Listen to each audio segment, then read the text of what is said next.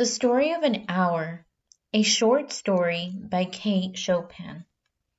Background. The Story of an Hour was considered daring in its time. The editors of at least two magazines refused the story, calling it immoral. They wanted Chopin to soften her female character and to make her less independent and less unhappy in her marriage. Undaunted, Chopin continued to deal with issues of women's growth and emancipation in her writing, advancing ideas that are widely accepted today. Knowing all that Mrs. Mallard was afflicted by the heart trouble, great care was taken to break to her as gently as possible the news of her husband's death. It was her sister Josephine who told her, in broken sentences, veiled hints that revealed and half concealing. Her husband's friend Richards was there, too, near her. It was he who had been in the newspaper office when intelligence of the railroad disaster was received, with Bentley Mallard's name leading the list of killed. He had only taken the time to assure himself of its truth by a second telegram, and had hastened to forestall any less careful, less tender friend in bearing the sad message. She did not hear the story as many women have heard the same, with a paralyzed inability to accept its significance. She wept at once with sudden, wild abandonment in her sister's arms. When the storm of greed had spent itself, she went away to her room alone. She would have no one follow her. There stood facing the open window a comfortable, roomy armchair. Into this she sank, pressed down by physical exhaustion that haunted her body and seemed to reach into her soul. She could see in the open square before her house the tops of trees that were all aquiver with the new spring life. The delicious breath of rain was in the air. In the street below a peddler was crying with wars. The notes of a distant song which someone was singing reached her faintly, and countless sparrows were twittering in the eaves. There were patches of blue sky showing here and there, through the clouds that had met and piled one above the other in the west facing her window. She sat with her head down, back upon the cushion of the chair, quite motionless, except when a sob came up in her throat and shook her, as a child who has cried itself to sleep continues to sob in its dreams. She was young, with a fair, calm face, whose lines bespoke repression and even certain strength. But now there was a dull stare in her eyes, whose gaze was fixed away off yonder on one of those patches of blue sky.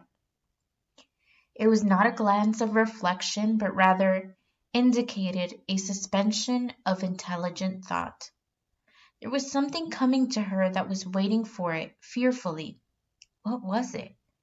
She did not know. It was too subtle and elusive to name, but she felt it, creeping out of the sky, reaching toward her, the sounds, the scents, the color that filled the air. Now her bosom rose and fell tumultuously. She was beginning to recognize this thing that was approaching to possess her, and she was striving to beat it back with her will, powerless as her two white, slender hands would have been. When she abandoned herself, a little whispered word escaped her slightly parted lips. She said it over and over under the breath. Free, free, free. The vacant stare and the look of terror that had allowed it went from her eyes. They stayed keen and bright.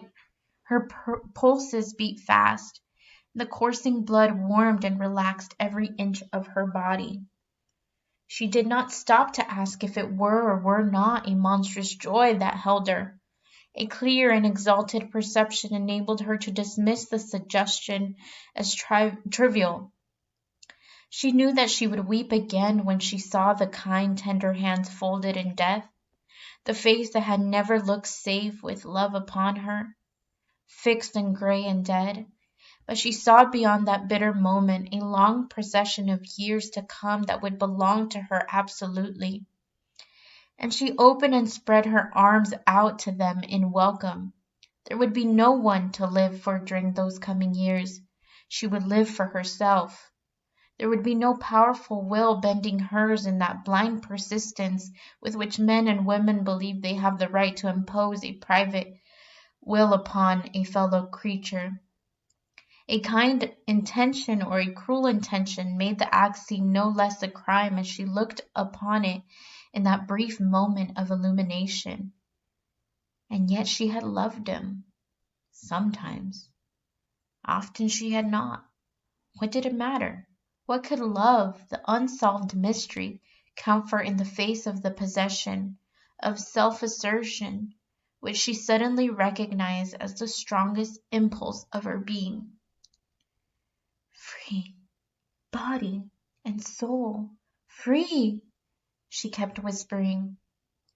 Josephine was kneeling before the closed door with her lips to the keyhole, imploring for admission. Louise, open the door! I beg, open the door! You will make yourself ill. What are you doing, Louise? For heaven's sakes, open the door! Go away. I'm not making myself ill. No, she was drinking in a very elixir of life through that open window. Her fancy was running riot along those days ahead of her, spring days and summer days and all sorts of days that would be her own. She breathed a quick prayer that life might be long. It was only yesterday she had thought with a shudder that life might be long. She arose at length and opened the door to her sister's importunities. There was a feverish triumph in her eyes, and she carried herself unwittingly like a goddess of victory. She clasped her sister's waist, and together they descended the stairs. Richard stood waiting for them at the bottom. Someone was opening the front door with a latchkey. It was Bentley Mullard who entered, a little travel-stained, composedly carrying his gripsack and umbrella. He had been far from the scene of the accident and did not even know there had been one. He stood amazed at Josephine's piercing cry, and Richard's quick motion to screen him for the view of his wife. But Richard's was too late. When the doctors came, they said she had died of heart disease, of the joy that kills.